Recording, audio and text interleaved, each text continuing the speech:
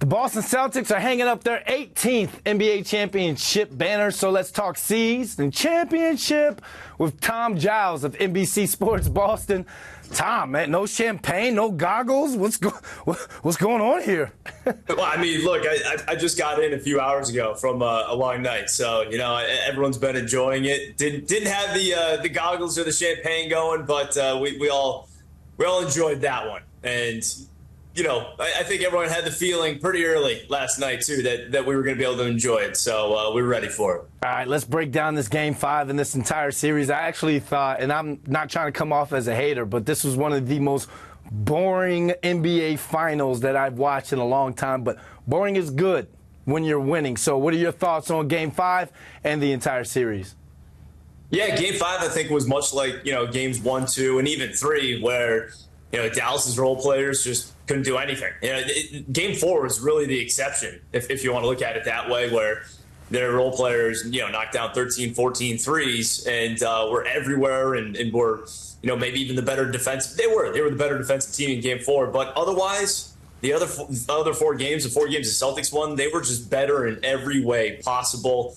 And I don't think that was a huge surprise, at least not to people around here. So Game 5 played out pretty much the same way that, Game 1 did. You had Kristaps Porzingis adding a little bit of a boost there, an emotional boost for sure. And that building last night was absolutely unreal. I mean, the Celtics fans brought it. The energy in there was amazing. And they stayed until well after the trophy presentation. So, that Game 5 was it had everything that you saw, I think, in the previous 3 wins. Yeah, I knew it was over once Pritchard came in and hit that deep three-pointer right before the half.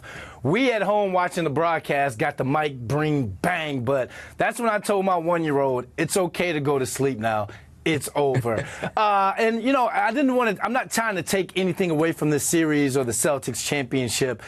Defense wins championship, and oftentimes defense is just not sexy when you're watching at home. Celtics put some championship defense on tape. They held Luka and Kyrie in check all series. So who deserves their flowers for the defense stepping up that big?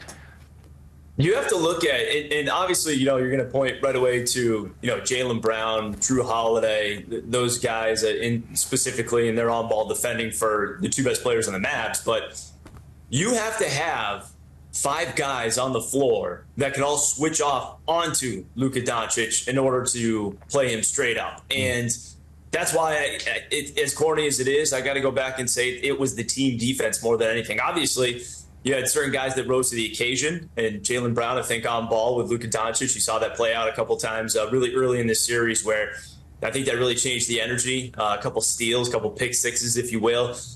But the team defense in general, and everyone's talked about this offense throughout the season about how it's historic, but the defense was exceptional as well. And to hold the Mavericks and all 4 of their losses under 100 points, especially, backcourt was tabbed the best offensive backcourt in NBA history, to do what they did in the series defensively, I think really speaks volumes about the team as a whole.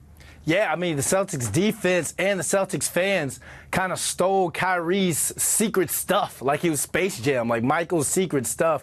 Is it safe to say that Boston fans and Kyrie are now even? Yeah, I think that even last night, I think people just enjoy the booing and everything else, and that relationship there. And there are going to be people that forever just have this, the relationship with Kyrie where they just can't stand him. That's always going to be there for some fans. But the fact that he was the final hurdle for this group to get over, to win a championship, I think that, we've talked about the biggest villains in Boston sports, and he would be right near the top of the list. He would have been my number 1, maybe still is.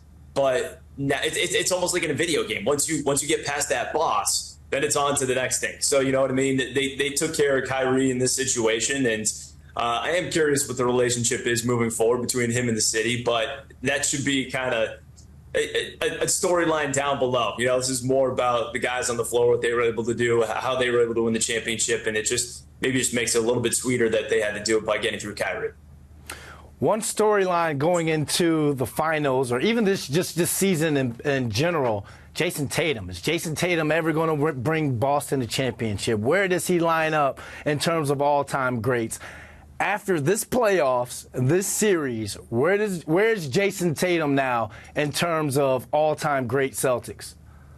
Yeah, I think you can certainly count on his number going up in the rafters. Probably even Jaylen Brown as well. The thing is, like, if they're really going to be all-time great Celtics, I think you're going to be looking at them to win another championship. When you talk about those all-time teams, those all-time greats, they win multiple. And this team's set up to do that. Like, going forward, they are set up. They're already the heavy favorites going into next season.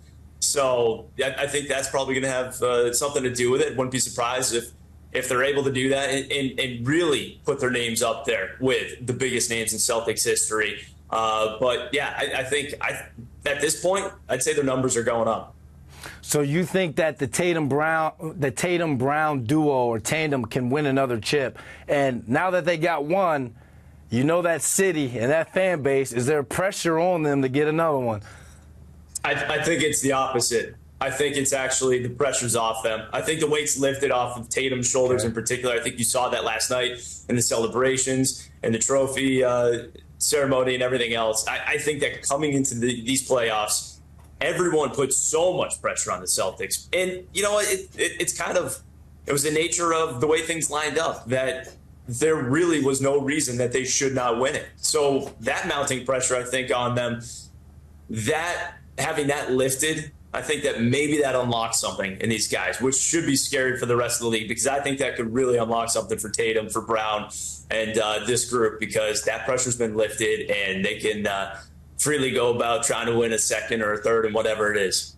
Yeah, that picture of Jayson Tatum lifting up his son Deuce with the confetti, that's something he's going to, I don't know if he's got enough room on his sleeve for tattoos, but another tattoo, but he's going to have to get that tatted or at least put it into his man cave. So we got the parade coming up. We've got the draft coming up, but there's a new rule in the NBA this year where teams can sign their own players to extensions, and that starts today. You think there are any immediate moves that we see the Celtics front office make to keep this team intact to run it back? Yeah, right now the roster's pretty well set for next year, but Derek White would be the headlining name to keep an eye on over the next week or two, as he's extension eligible. Now, for Derek White, that would be 4 years, about $30 million a year is what he'd be able to get. So we'll see what they're able to do there. It's the cap gymnastics that we don't have to worry about, Brandon. That's what everyone else has to worry about. That's what Mike Zarin and Brad Stevens have to worry about. And I'm sure they'll find a way. And obviously, Jayson Tatum is going to be Supermax eligible as well, and they'll offer that. And he's going to sign that, and he's going to get a ton of money. But Derek White would be the other name to keep an eye on here, because they already locked up Drew Holiday earlier this offseason. So I would think that they're going to do everything they can to keep Derek White, considering how great he's been and how much he's improved over the last 2 years. Hopefully he gets a new contract, because he definitely has to get a new tooth after that tooth came out last night. And still hit a three in the corner. It was just that type of night. Tom, thanks for joining us, man. Absolutely. Thanks for having me.